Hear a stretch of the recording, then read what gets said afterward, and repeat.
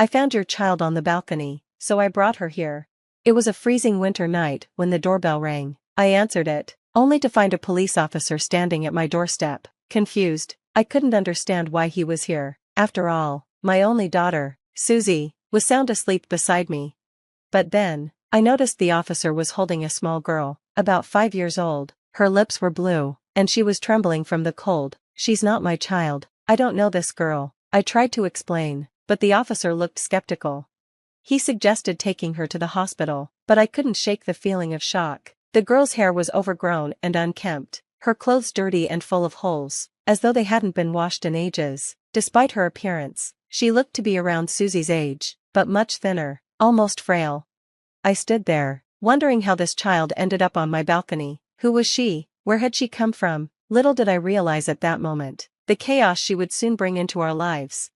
My name is Janice, a 32-year-old office worker. I live on the first floor of an apartment that my parents gifted us, along with my high school sweetheart turned husband and our 5-year-old daughter. Susie, my husband, a company employee, frequently traveled for work, often stepping in for his colleagues even on his days off, leaving Susie and me home alone during his trips.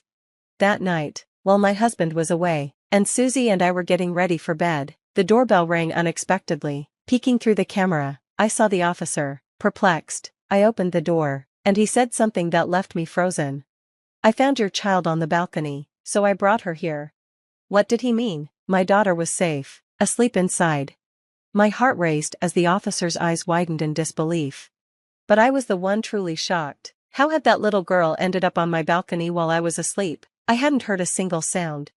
The officer stood there, holding a girl who couldn't have been older than 5. Her lips were blue, and she was shaking uncontrollably in the freezing night air. It was so cold that it felt like snow could fall at any moment. She's not my child. I don't know this girl, I insisted, but the officer's eyes remained doubtful. After a pause, he said, I'm taking her to the hospital. The girl looked so cold, so pitiful, that I hurried to grab a warm blanket from the back room. I wrapped her in it, hoping it would offer some comfort. Her tiny hands were icy, and she seemed to be holding back tears, biting her lips without making a sound. Her hair was a tangled mess, and her stained, tattered clothes were full of holes, showing no signs of having been washed for a long time. She appeared thin and pale, as if malnourished. My mind raced with questions. Who was this child? How had she ended up on my balcony? And why? The more I looked at her, the more my heart ached, thinking of a girl the same age as my own daughter, Susie, enduring so much pain. That night, sleep eluded me. My thoughts kept returning to the little girl and the mystery surrounding her. By morning, I was exhausted, but then my phone rang. It was my husband calling from his business trip. Has anything unusual happened while I've been gone? He asked. Well, yes, I replied. A strange girl was on our balcony last night. The police took her to the hospital. To my surprise, his response was sharp. Why didn't you take care of her yourself? What? But she's a stranger. What could I have done? I stammered, confused by his sudden anger. You're a mother too, he said sternly. You should have taken care of that little girl instead of just handing her over to the police. Isn't it sad? His words left me baffled. How did he know the girl was young? I hadn't even mentioned her age.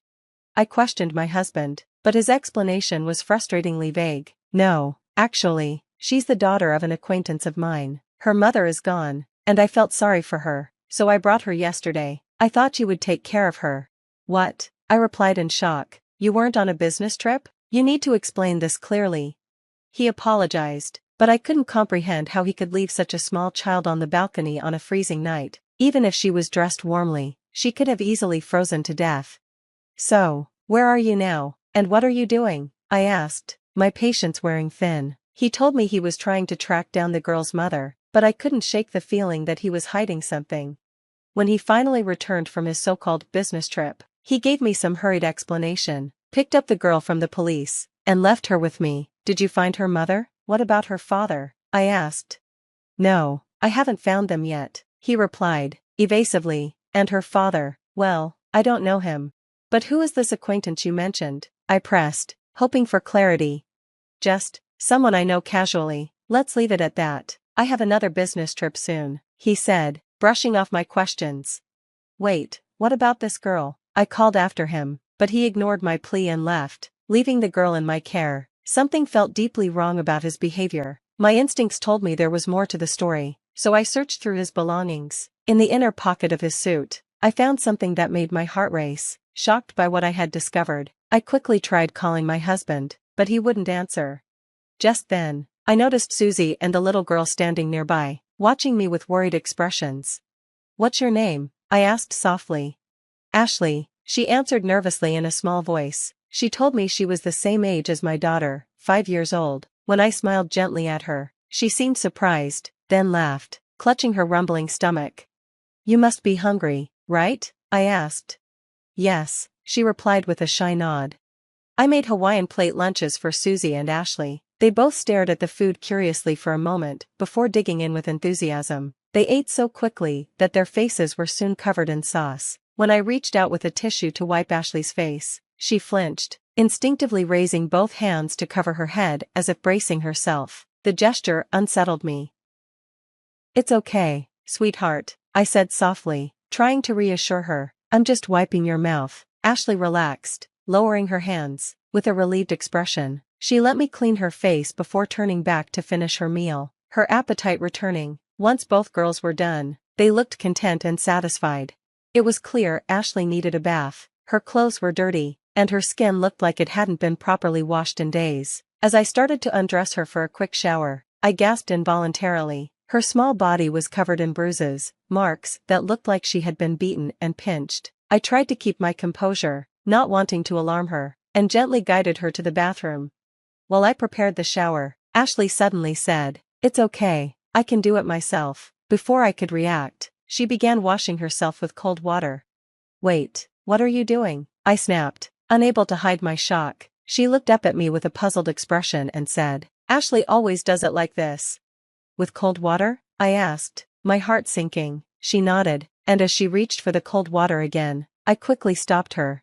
"No, sweetie, you need warm water," I said gently, taking over and washing her thoroughly with soap. As I poured warm water over her, she murmured, "It's warm," her eyes wide with surprise and contentment. It broke my heart to realize that she rarely showered at home, and when she did, her mother had told her to use cold water. The fact that Ashley accepted this as normal, without questioning it, made me ache for her. After the shower, I dressed her in clean clothes, still shaken by what I had discovered.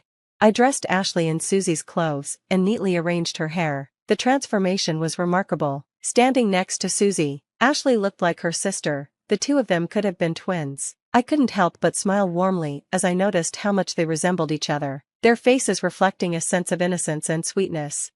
Ashley was an obedient and gentle child, and I could tell she longed for affection. She would hover near me as I cooked, tugging gently at the edge of my skirt, seeking love and comfort. At bedtime, she'd hold my hand tightly, refusing to let go. Susie, too, quickly grew fond of Ashley, and the two became inseparable, bonding like true sisters. A week passed, and still, I couldn't reach my husband. Ashley's mother had once said she knew him, but I had no other information to go on, and I couldn't keep caring for a little girl indefinitely. Reluctantly, I contacted the police. They said Ashley needed to be placed in a facility until more was known. When the day came, tears streamed down Ashley's big eyes, and my heart ached as she kept looking back at me, her gaze full of sorrow. As she was taken away, time passed, and still, there was no word from my husband. Finally, I made a decision.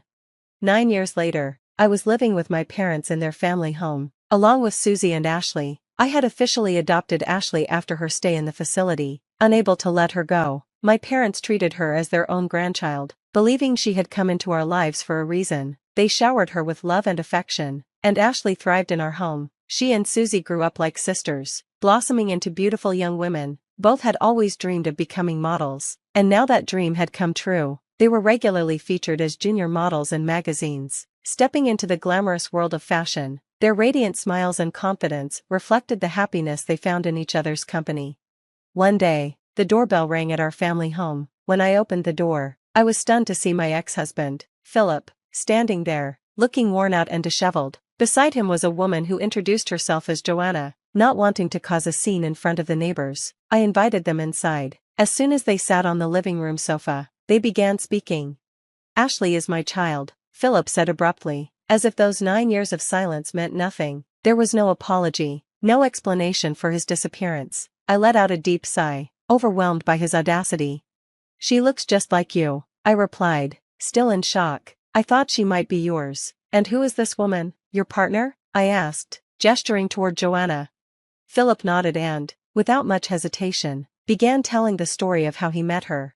Joanna had been working part-time at a bar that Philip frequented. Even though she knew he was married with children, they hit it off, and eventually, she became pregnant with his child. She gave birth to Ashley, but Philip couldn't make up his mind and didn't divorce me right away. Joanna, growing tired of childcare, eventually abandoned her role as a mother. In desperation, Philip thought of having me raise Ashley. It was an unbelievable story, but what surprised me even more wasn't just the tale itself.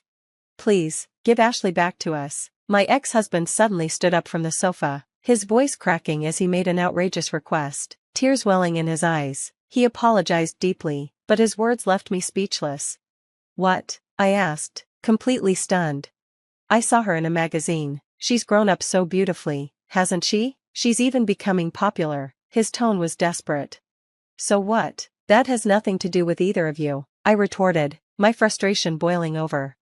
But I'm Ashley's real mother, Joanna interjected. You're just the fake. After all, how dare you claim her without contacting us all these years? Her words cut deep, but I wasn't having it. How dare you? You've been gone for 9 years without a single word. Philip, now on his knees, grabbed my leg, looking utterly pathetic. We don't have any money. We're in real trouble. Ashley is our only hope. Please, give her back to us. My stomach churned at his plea. You're planning to use her to make money, aren't you? You want to live off her success. How could you even think of that? I said, disgusted. No, Philip protested. That's not fair. You're the one using Ashley to make money with her modeling career. That's not true, I snapped back. I've saved all of the money for both of the girls. Ashley is my child too, and I will never let you take her from me. Suddenly, Joanna rose from the sofa, her eyes wild, as she lunged toward me with a reckless energy that sent a shiver down my spine. Before I could react, Ashley burst into the room, throwing herself between us. She spread her arms wide, standing protectively in front of me, glaring at Joanna. What are you doing to my mom? Stop it, Ashley shouted. Ashley, you've grown so beautiful, Joanna said softly, trying to sweet-talk her. Remember me? I'm your mother. Let's go home together. But Ashley's response was clear and firm. You're not my mother. Get out of this house now. Her voice cracked, and she broke down in tears, clinging to me. Even though she had been very young when they left, it seemed Ashley's faint memories of the terrible treatment she endured had never fully faded. Ashley, dear, that's just a misunderstanding, Joanna pleaded weakly. You were so young back then. I'd had enough. I reached into my drawer and pulled out the note and photograph I had found in Philip's suit years ago. The note read, I don't want to raise a child. I can't find Ashley cute. Get rid of her somewhere. If you won't marry me, let's run away together. The photograph showed a young Ashley, covered in bruises. I also had the hospital medical report. I laid them out in front of them. Do you still claim to be her parents after seeing this? I demanded. Philip and Joanna's faces went pale. That was Philip's doing, Joanna stammered. I didn't know anything about it. I was too young to raise a child. It was inevitable. But I'll take Ashley back now, she added, her voice faltering. I stood my ground. Unfortunately, that's not going to happen. Ashley is home, and she's not going anywhere. I have legally adopted Ashley, so I am her parent, I said firmly. What? That has to be a lie, Joanna stammered, but the mention of the law quickly deflated her bravado. Philip, however, wasn't ready to give up. If that's the case, he said, trying to sound earnest, I'll break up with Joanna. Let's just start over. Susie and Ashley are my children. We can go back to being husband and wife. There won't be any problem, right? I stared at him in disbelief. What? You really think everything will just go your way? Like I would let that happen? My voice trembled with anger, my patience finally snapping. Listening to Philip and Joanna, I was first dumbfounded, then furious. These were people I wanted nothing to do with, not even for a second longer. I have more bad news for you, Philip, I said coldly. You and I are no longer married. What? His face drained of color. 3 years after you disappeared, I filed for divorce. The court granted it, I said, my words final. You did that on your own? Philip stammered, just as he made a move to grab my arm, but before he could touch me, The unmistakable sound of a police siren echoed outside. My parents had called the authorities after witnessing Joanna's earlier outburst. "The police are here," I said, feeling a wave of relief, "and I don't want to see either of you at this house again." Philip's face crumbled. "No, please, forgive me, I'll give up on Ashley, but at least lend me some money." His desperate plea only added to the disgrace, but I wasn't moved. Moments later, Philip and Joanna were escorted out of the house by the police. As they were dragged away, I silently vowed to make sure Philip would pay every cent of alimony and child support he owed. Cut off from their friends and family, I had no doubt they would continue to struggle, but as I watched them leave, I felt an overwhelming sense of peace. The turmoil of the past was finally behind me, and the little girl who once trembled in fear had grown into a radiant, confident young woman. Now, with my parents and my two loving daughters, Susie and Ashley, we could look forward to a future filled with happiness and dreams yet to be realized. We would live in peace, ready for whatever life had in store.